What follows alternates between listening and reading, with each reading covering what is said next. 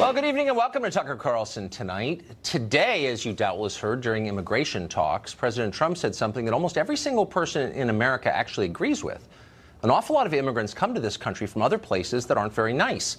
Those places are dangerous, they're dirty, they're corrupt, and they're poor. And that's the main reason those immigrants are trying to come here, and you would too if you live there. President Trump asked why America doesn't receive more immigrants from places you might want to visit on vacation. Why aren't we getting more people from Norway, he said, which by almost any measure, including the UN's measures, is the most developed and richest country in the world. While saying this, Trump used an expletive, and that's not surprising either since he uses them all the time and was speaking privately. And yet, for some reason, virtually everyone in Washington, New York, and L.A. considered this a major, major event. Why is that? To find out, we're joined by Jose Pirro. He was Latino Communications Director for Barack Obama's 2012 campaign, and he joins us in the studio. Jose, thanks for coming on. Thank you for the opportunity, Tom. So I think I mean, of course you can have a debate over what countries we ought to admit immigrants from, and I think we're kind of having that debate. But what bothers me about the explosion this afternoon is the dishonesty in it. And I'll just give you one example. Joan Walsh over on CNN, an analyst over there, was asked just a minute ago, would you rather live in Haiti or Norway? And she said with a straight face, I can't say. Now, that's lying. If we've gotten to the point where we all have to pretend that every country is exactly as nice as every other country, then we're being dishonest.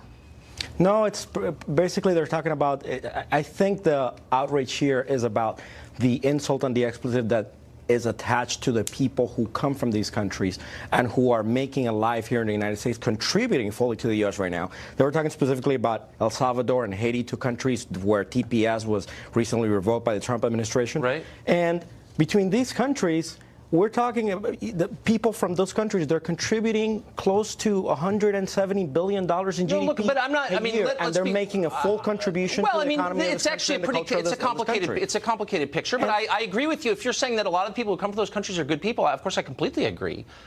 But the idea that you're not allowed to say that they're pretty crummy countries, Haiti, for example, or El Salvador, I've been in both of them. That's why people are leaving them to come here. So I don't understand what the sin is. You're not allowed to point out that other countries aren't as good places to live as America? Like, what is the problem? There is definitely an issue here because basically what's happening here is that the president is connecting and articulating the same vision that we saw in Charlottesville. When they're talking about we won't replace you, what the chanters and the marchers were talking about this time, it's the same thing. And it's not the same thing. Look, and it's the same. Slow down. What happened to the whole masses that on the Statue of Liberty that we're talking about? Try and track with me here, okay? The president, from what we know, and maybe he said other things we don't know about, but what we know, he said these countries are crummy places, okay? They're holes or whatever, used profanity.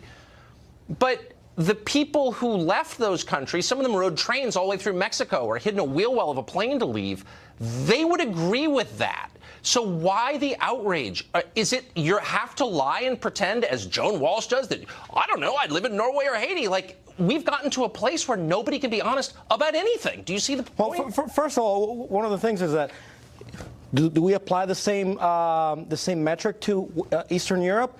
We're talking about countries that are not doing too well right now in crime measures and economic measures and other issues. You're not going to hear me say, I'm not moving to Romania. But we seem to be applying this only to countries where there are brown people, such as Haiti and El Salvador. Let's be totally And we're talking about Norway, like you said yesterday, which again ties back to this social reengineering that they're trying to I don't want to get all fact-based on you, but Norway is, according to the United Nations, well, here are some.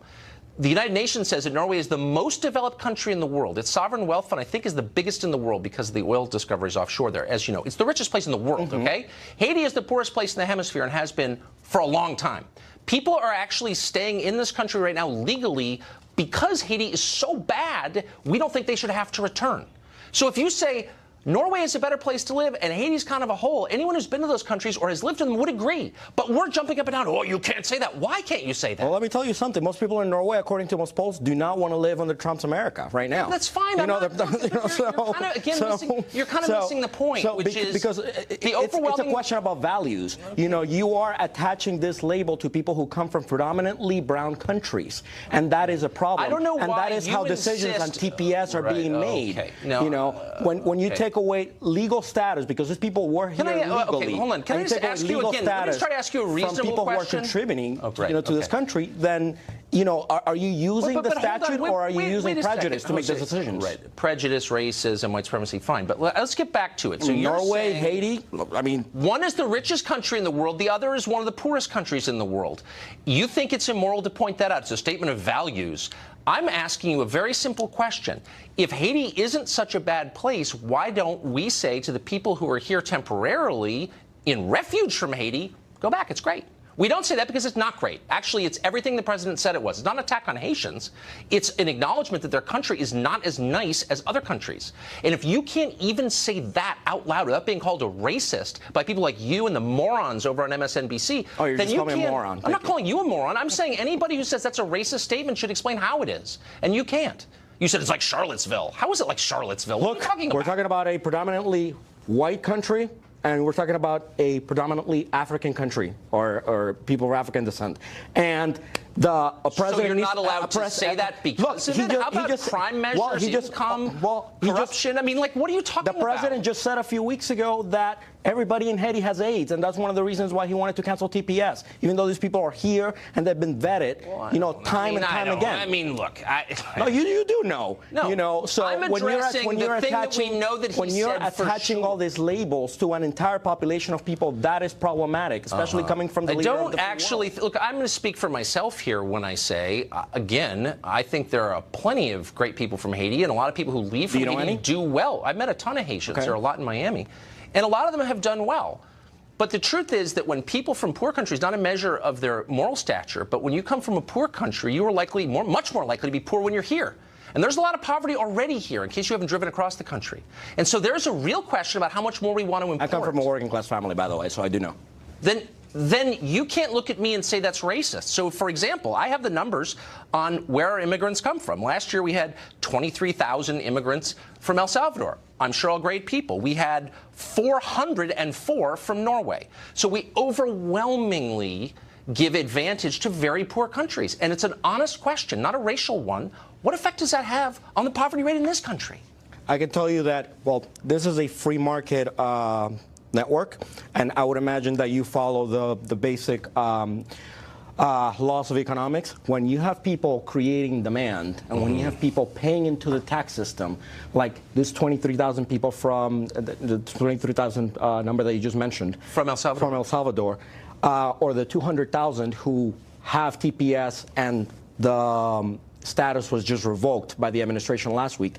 You are taking that contribution away from the economy. And these people are going to Walmart, they're buying gas, they're buying clothes, Let me ask you they're this, going then. to supermarkets, so let's take a look and they are stimulating local and national economy. So you're speaking in generalizations. And again, I actually admire the president also is speaking in generalizations. Okay, here's some specifics. These are the rates of welfare use by country. These are families that are using at least one welfare program in the United States. From Central and South American immigrants, it's 73%. Can you tell me where that comes from? This is from CIS, Center for Immigration Studies, the people who keep the numbers on this.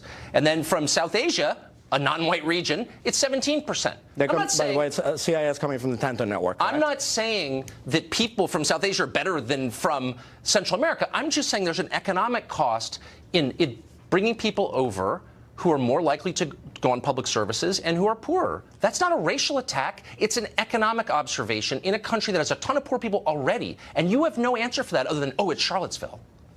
Well, you're talking about social reengineering, the whole worry here. And that's why they want to do away with family-based migration.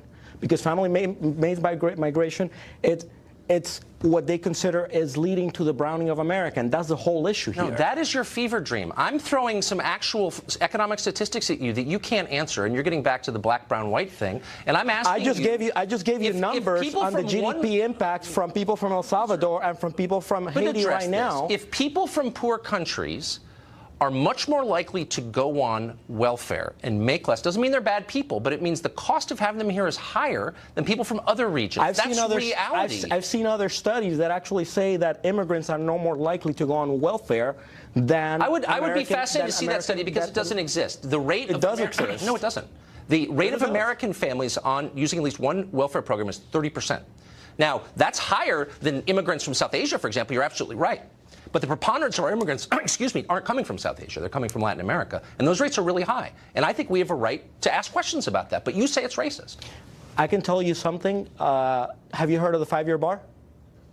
I don't know what the 5-year bar is. Well, the 5-year bar is a law that Congress passed that doesn't allow an immigrant, once they regularize their status, to access welfare. So I would like to know, how is it that you're coming up with those numbers Does it when law right now prevents people from using welfare? Right, yeah. Unless you're, of course, factoring things such as when you get a scholarship, when you get a scholarship or public education, and public education is actually an investment into the country. Yeah. So if you're considering that, if that's what you're factoring in as welfare, let me just ask you a question. That's really problematic. Right. Okay.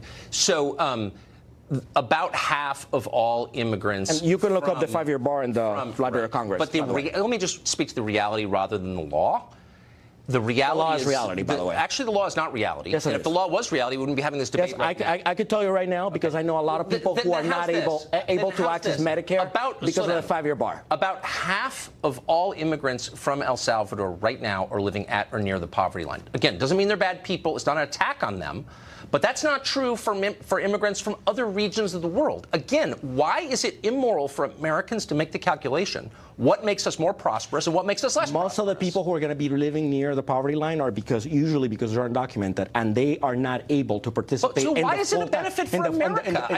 in the full-time economy. The people who have been regularized through a program like TPS, there's studies by construction associations around the country how they have moved to supervisory roles. They're well trained and they're producing jobs for other people. And they are generating, contributing. There are plenty of immigrants who are well educated and well trained. Right now, DACA students are contributing $280 billion to the GDP of the country. You don't actually know a lot about these numbers, and you're just yes, I do. Some talk show. Oh yes, I. But let me ask you a theoretical question then, so we don't. You know where it comes from? Of fake numbers. Cato Institute. Right, Cato Institute and Forbes magazine, which I'm sure you consider that a leftist publication. Right. Okay, let's get to a philosophical question. Do you think it's fair for American citizens who live here to decide who comes on the basis of who will potentially help our country more? In 1965, we changed the laws in this country to be closer to family-based migration because we were using quotas. We were using quotas. We're using quotas now. 8 to 1. Dreamers to stay in the country. So if you're asking about how many Americans are looking for, most support DACA and to regularize the status of dreamers. If you can't answer a question, it is counterproductive just to filibuster. Do you think, at least theoretically allowed, for Americans to say, hold on, let me finish. Let's figure out who's most likely to add to our economy, who's most likely to assimilate. Do you think it's okay, or is that racist, like everything else that I brought up?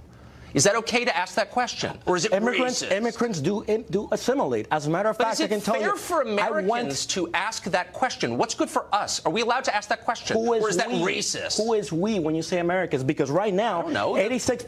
Well, I don't know. You have to tell me who you define as Americans. Who are asking How about that the majority of the electorate? Well, I can tell you that 86. The latest poll that came out today says that 80% of Americans want dreamers to assimilate, including 2/3 of Republicans. So I'm sorry. We're arguing apples and oranges. No, we're not. We're arguing about immigrants. Does a country have a right to decide who comes in and who doesn't come in? Most Americans wanted immigration reform in 2013 by every poll. Because you can't. By every poll, and you guys tanked it in the House of Representatives. So it's not like you guys want to fix the system. I think our viewers can determine where you're coming from. Jose, thank you. Thank you for your time. Mark Stein is an author, a columnist, and, by the way, an immigrant. We'll let him decide whether his homeland was any sort of hole. He joins us tonight. So, Mark, I mean, maybe I'm, misreading this. And maybe there are things the president said that I didn't hear. I'm sure there were. But from what I could hear, he was saying, look, why would we give, apparently, preference to poor countries over rich ones? And that doesn't seem like a crazy thing to say. Well, I think he's actually saying, why should we give preference to dysfunctional societies over others? And I'll say it if Jose won't. Until 50 years ago, every nation on earth, every Western nation particularly, thought it had the right to discriminate when it came to immigration among those countries and those people who would find it easier to assimilate and contribute to the country they were moving to. And if Jose Jose thinks you don't like black people or brown people, let's keep it all black. I think it's, I don't think, I agree with the president. I wish he'd formulated it more elegantly, but Haiti is a bleep hole, or whatever you want to call it. Barbados isn't. St. Kitts isn't. Grenada isn't. St. Lucia isn't. There are distinctions one can make, even within quite small groups of countries. And as to Joan Walsh refusing to say whether she'd rather move to Haiti or Norway, let's not wait for Joan. Let's just look at the existing traffic. There are immigrants all over the world who move to Norway. Nobody voluntarily moves to Haiti. Why is that? Because it's a dysfunctional society, and so are many of the others from which America's present ludicrous immigration system takes newcomers from. So here's my question. So China is the most aggressive colonial power in the world right now, and it's investing all over Africa and all over Latin America and all over the Caribbean, spending $30 billion in Haiti, for example. There's no pressure from Joan Walsh or the American left for the Chinese to absorb immigration from any of those regions at all. They're not denounced as racist for keeping their borders totally closed to everybody. Why is that, I wonder? Well, because China is allowed to advance its own interests. So it's bought, for example, a big ton of bauxites in Jamaica, the bauxite industry in Jamaica. Yes. But it doesn't feel that along with that, it has to import a big bunch of Jamaicans to its country. And that is when people get object to what President Trump says, but it actually makes far more sense than if you look at what Pat Leahy said, who just sent out this eunuch tweet in response, bleating, "That's not who we are." It's not enough, actually, just to say, "That's not who we are." And in fact, that's the response to every one of these so-called problems. That's not who we are. Well, they never actually say who we are. They just say, "That's not who we are." And who we are seems to be devolving down into the people who say, "That's not who we are." Everybody else, China, Haiti, Norway, is allowed to be who we are and act as a nation in its own national interests, including on immigration policy. Yeah, well, I think China could use a little more diversity, so we'll be pushing for that in future weeks. Thanks a lot, Mark. Appreciate it. Exactly. Thanks, Tucker. Senator Lindsey Graham had some uncharitable words for this show and anyone who believes in real borders. Of course, he refused to join us, but we'll respond anyway next.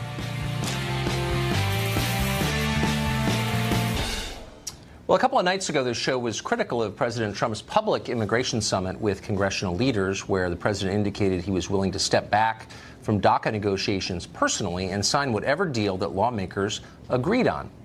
Senator Lindsey Graham was pleased with it, though. Watch. I think the president did a fabulous job of talking about this problem. He did it in a smart way, in a compassionate way. And, his job is not to sell books. His job is not to carry a TV show. His job is to solve problems, and he's got to work with Democrats. And I was proud of my president yesterday. Selling books. As if we could ever rival Senator Lindsey Graham for cynicism. We never could. And for the record, we never say anything on this program we don't sincerely believe. Can Lindsey Graham say the same? Chris Kobach is Secretary of State for Kansas, and he joins us tonight. Mr. Kobach, thanks for coming on. My pleasure. Thanks for having me. So I'm concerned because what we thought was never going to happen again appears to be happening, and that's the leadership of the Republican Party basically ignoring what its own voters want in favor of a deal that, again, fails to seal the border and give us actual security and the right to choose who comes here. Am I imagining that? No, you're not imagining it. And the most troubling thing about that meeting on Tuesday that I saw was you had multiple Republicans repeating the mantra, we've got to do DACA, we've got to do DACA, we've got to give an amnesty for these people.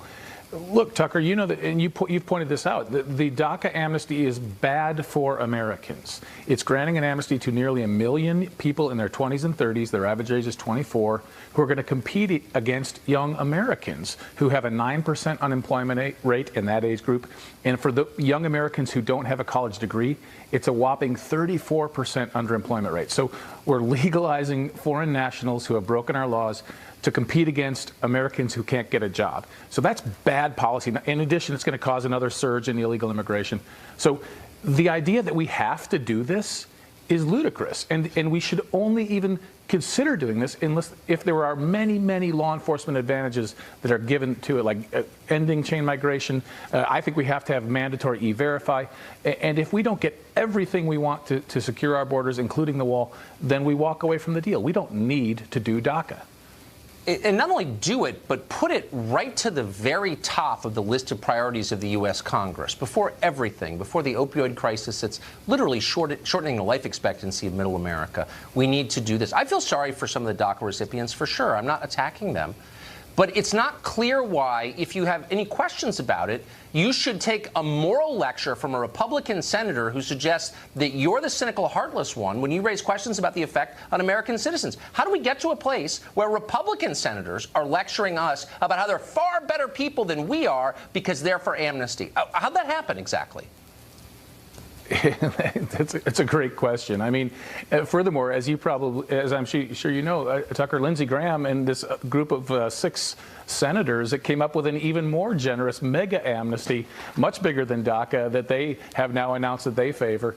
The point is, he seems to be giving away the store. He doesn't seem to care that much about all the damage that an amnesty does to hardworking Americans. And so you're absolutely right. And one other thing, the false urgency about all this is ludicrous too. You know, there's the March 5th deadline that President Trump set, but all that happens on March 5th is that some of the DACA work permits start to expire. Day after day, some more expire. There's nobody showing up at their home with armed ICE agents with a vehicle to escort them out of the country that day.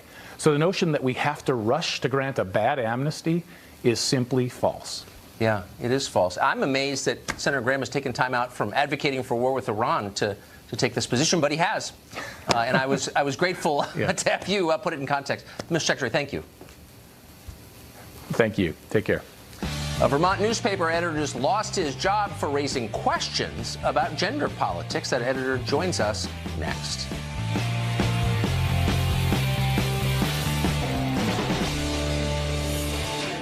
It's increasingly clear that corporate America is now the left's ideological enforcer. It couldn't be clearer, and it's not just happening in Silicon Valley. Until this week, Dennis Finley was an editor at the Burlington Free Press in Vermont, but the Gannett media giant unceremoniously fired him this Tuesday after he tweeted questions about a Vermont proposal to create a third gender option for driver's licenses. Why'd they do that? Well, Dennis Finley joins us tonight to answer that question. Dennis, thanks for coming on. Thanks, Tucker. Thanks for having me. So the reason I want to talk to you is I was sincerely, I'm not just saying this rhetorically, a little bit confused by your firing, since you didn't attack transgendered people. You didn't even attack the idea of a third sex on the driver's licenses from the tweets that I saw. But you asked questions to somebody else on Twitter. I didn't understand how that was out of bounds. Well, I believe, Tucker, it was out of bounds because I didn't agree with it. I think it's as simple as that. There's a powerful contingent of speech police out there. This is an extremely liberal state, progressive state, and I kind of galvanized them unwittingly, and it went on all through the weekend, and they didn't want to stop until they had my head on a platter, and they finally got it on Monday evening. But you say Vermont is liberal, but there's nothing liberal about taking a man's livelihood away because you disagree with him. That's not liberal. That's something else.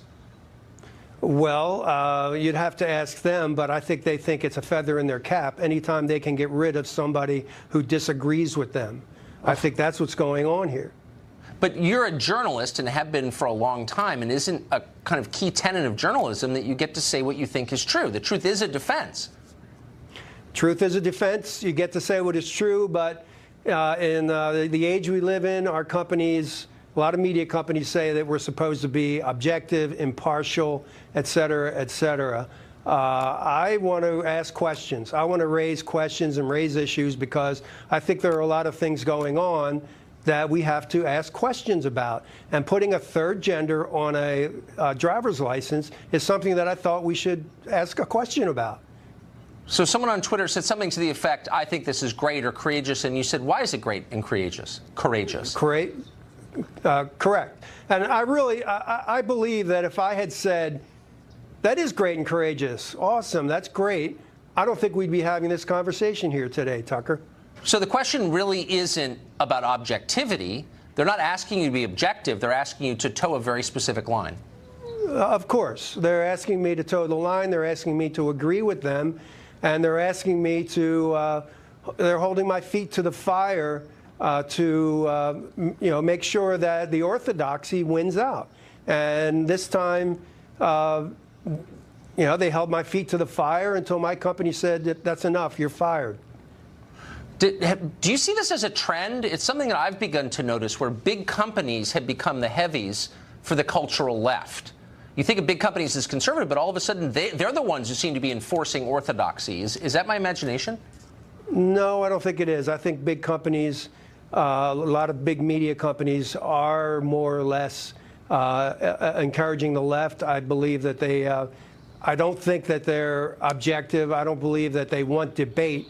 I think they want us to conform to the prevailing ideology that's out there. And the prevailing ideology that's out there is leftist. And when the leftists take you on, they're big in number, and people are afraid to say anything against them. So they often win. They won a little while ago here in Vermont when they shouted Charles Murray off the stage in Middlebury when he tried to give a speech. That was on your show. I know. So, yeah, it's hard to disagree with them. Or they take your job away. And here we are in the middle of the winter, and you're in Vermont, and you got no job. So our prayers are with you, Dennis. Good luck. I hope you find something. Thank you. Thanks. Have you heard? UFOs may actually be real, for real, and the Pentagon spent millions of dollars investigating them. We're not insane. These are facts. We're going to talk to an actual journalist who's been working on that for a while and who exposed that secret program in the New York Times. Stay tuned. I've heard about this, since apparently it's not a big news story somehow, but UFOs turn out to be real. We're not kidding. Recently, the New York Times profiled a secret $22 million Pentagon program that investigated unidentified flying objects. Doesn't mean they're from outer space, but they're not identified, and they're flying, and they're objects. The program wasn't bogus. Investigators found multiple aircraft encounters they could not explain, and they've even been storing metal alloy recovered from the vicinity of these encounters. Leslie Kean wrote about this in the New York Times, that piece in question, and she also wrote a book called UFO Generals, Pilots, and Government Officials Go on the Record. She spent years investigating UFOs with the support of former Bill Clinton Chief of Staff, by the way, John Podesta. Leslie Kean joins us tonight. Leslie, thanks for coming on. Thanks for having me, Tucker. So that piece, I think, vindicated a lot of work that you've been doing for an awfully long time, and certainly got my attention, and I've stopped making fun of people like you and started paying attention. This seems like a huge story. So I know that it's vast and hard to sum up, but if you could just briskly tell us what we think we know about these sightings. Well, we do know that there are objects in the sky and sometimes in the water that demonstrate extraordinary capabilities that experts say we don't have on this planet. We don't have the capability of creating the kind of technology or apparent technology that's been observed by high-level officials for many, many decades. The Pentagon program is the most recent discovery, but these things have been studied in other countries and by our country for many years. So what percentage of these sightings are we sure are not weather phenomena or experimental aircraft? Well, that's a really good question, because most sightings of UFOs that just people report are identifiable. I mean, we're talking about maybe 5 to 10% of all the sightings that are called in are not explainable. And the ones that are really of interest are the ones reported by military pilots, by commercial pilots, by trained observers, multiple witnesses, ones that are caught on radar, events that have a lot of data to support them and involve very, very credible people. So I guess what bothers me most about this story is how clearly people who should have been following up and paying attention haven't been. And the case that sticks with me, November 7th, I think, 2006, at Chicago O'Hare Airport, 4:15 in the afternoon, gate C-25, I believe. The pilot of the plane waiting to depart to Charlotte looks up, and there is a saucer hovering not that far over the plane. People in the tower see it. Other pilots see it. Dozens of people see it. It's real, and the FAA refuses to investigate. How could that be? I know, it's shocking. It's absolutely shocking to me. I mean, they refuse to investigate, I think, because they I mean, who knows what the bigger reason probably is that they can't explain these things, and they just want, they don't want to deal with them. It might frighten people. They don't have enough information. They don't like to say, well, there's something hovering above an airport, but we don't know what it was.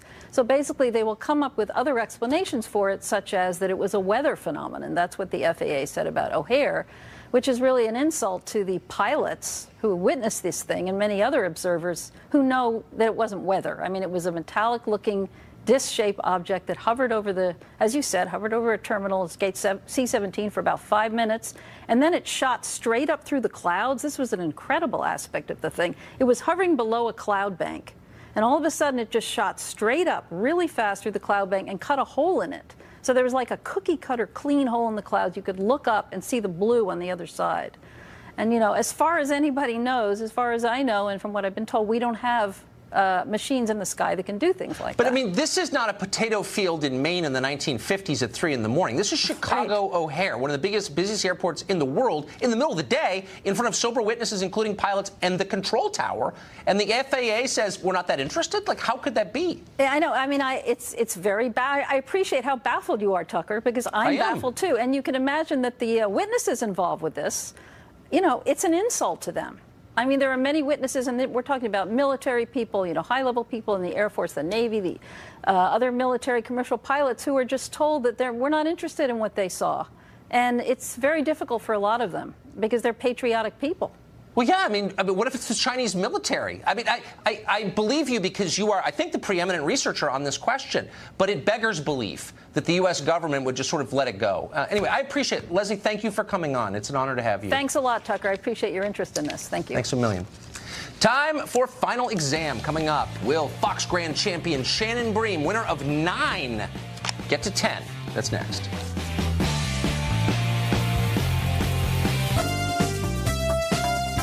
Well, your prayers have been answered. It's time now for Final Exam, where we see which news professionals have been paying attention to the news. We do that by pitting them against one another in a best-of-5 news quiz. Shannon Bream, as you well know, has entrenched herself as the master of Final Exams. Last week, she completed a full Brady Bunch, beating Chris Starwall to run her record to 9-0. Tonight, she goes for her 10th straight win against America's news headquarters host, Leland Vittert, a man famous for his news acuity. And hair. Yeah. And hair. And general good temper, and good luck to you, Leland. Well, I appreciate it. I've been studying tape of you. Yeah. And, I realized, you rigged Doocy's button so it wouldn't work. Whatever. You asked for hints with Jillian. I get You're this. just I'm going to on make to her it. more ferocious, Leland, so I'm going to cut you off there and tell you the rules, which you already know since you watched the game tape. Hands on buzzers. I ask the questions. The first one to buzz in gets to answer that question. You have to wait till I finish asking it in order to answer. Every correct answer is worth a point. If you get it wrong, you lose a point. Best of 5 wins. Are you ready? Yep. Game on. Okay. First one is a multiple choice question. Democrats are urging Oprah to run for president. Donald Trump was asked about this. His response, was it A, she's no stable genius, she ought to stick to TV, B, Oprah is a total tremendous loser, sad exclamation point, or is it C, I like Oprah, I don't think she's going to run? Leland Vittert. C. C. To the tape. Oprah would be a lot of fun. I like Oprah. I don't think she's going to run. Again, Wow.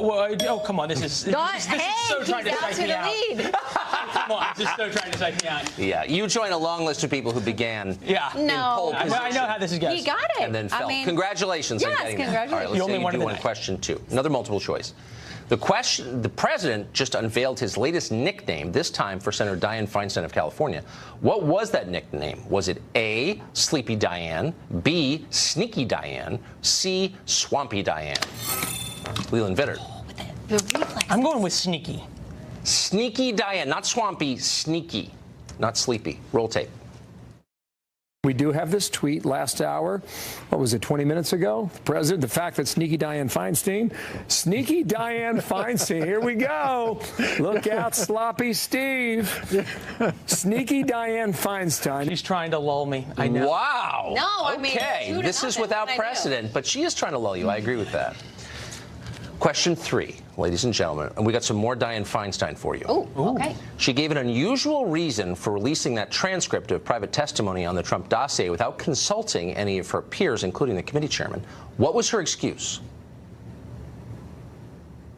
This is where Shannon asked for hints. What was Dianne Feinstein's excuse? She did it unilaterally. She didn't ask the ranking Republican. She just did it. And she said, but I did it because... I was off that day? It's a medical issue. That's our first hint. It's something you can catch on the subway. Narcolepsy? I'm up by 2. I feel like I can't from your child. Leland Vittert. I'm going to just guess here based on the hints. A cold? A cold. Cold, flu, some type of... Cold is the answer, and we will see if the tape ratifies it.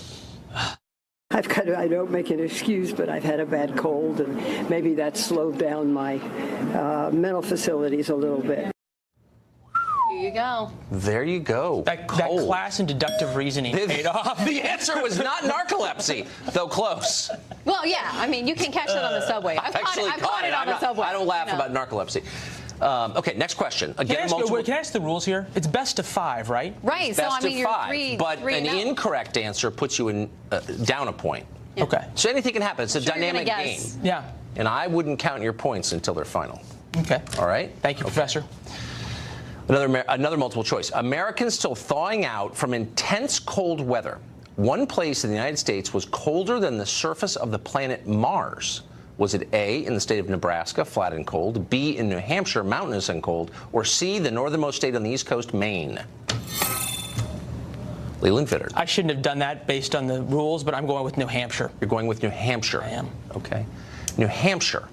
Is New Hampshire the answer?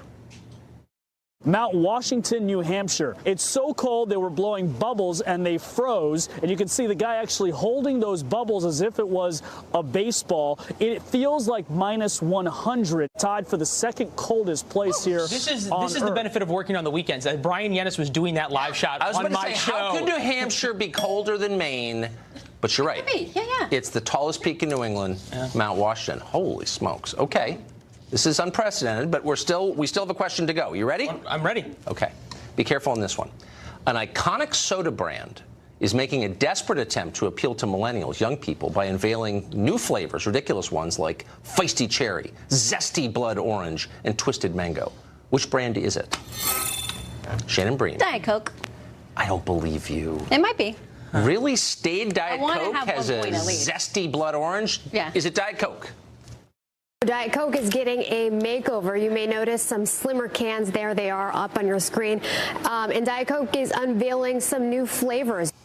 Holy smokes. This is a little bit like when Winston Churchill retired. I know, but it's kind of the end. You're no Neville Chamberlain, though. He's no Neville. I'm talking the post-war. Oh, the post-war. Oh. Well, can I hand it over? Yes, you may. You can hand. This is the coveted mouth breather mug. Like I'm crowning the new Mr. America. Well, I am gracious for you and your. You're speechless. No, that's okay. That's okay. If you need to borrow the other 9 to make a complete set of 10, I'm Tucker set happy this up as I was going to lose. I didn't even have an acceptance speech written. You got to be prepared. I was hassling you in the men's room earlier. Congratulations to you, Leland Vittert. Shannon Bream, you've been a fierce competitor, a terrifying competitor. I'm looking forward to it. Congratulations. Thank you. 9 in a row. Congratulations. I'm going to retire now. No. You have to go for 9 now. Pay attention to the news all week, every week, and we'll be back next Thursday with another news quiz. We'll be right back.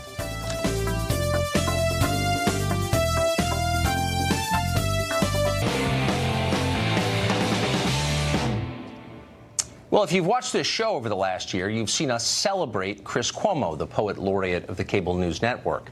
What began as gentle mocking quickly became admiration and then something like love as we watched Chris emit a jasmine-scented cloud of profound and haunting insights into the human condition. Yes, we initially wrote him off as a semi-illiterate buffoon, we'll admit that, but then we came to see the deeper truth. Chris Cuomo is an artist, a seer, a soul Sherpa, leading his people from the screeching chaos of this world into the blissful clarity of the next. He is a shaman. We are his acolytes. Or at least we thought we were. Now comes the disturbing news that Chris Cuomo is claiming to be something else entirely. In a recent interview with The Hollywood Reporter, Cuomo described himself not as the Eastern mystic we imagine, and we want to warn you, this may come as a shock, but merely a journalist. That's right, a fact man, a shoe-leather reporter, someone who doesn't let his own opinions get in the way of the news. That's why I came to CNN, Chris explained. Well, imagine our horror, our sadness, our bewilderment. Just a journalist? We knew him as so much more. Could this be true? Or is it merely a veil meant to confuse unbelievers, one of the 1,000 names of Vishnu? Here's the Chris Cuomo we know. So why am I going? That's the job. There's a sense of duty. Think, act with your head, not just with your heart.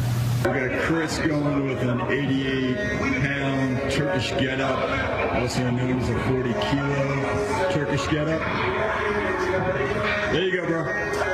Excellent. Make it look easy. Let's go. Big step. Keep the belly tight.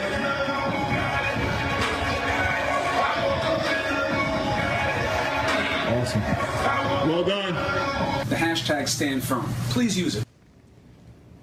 Just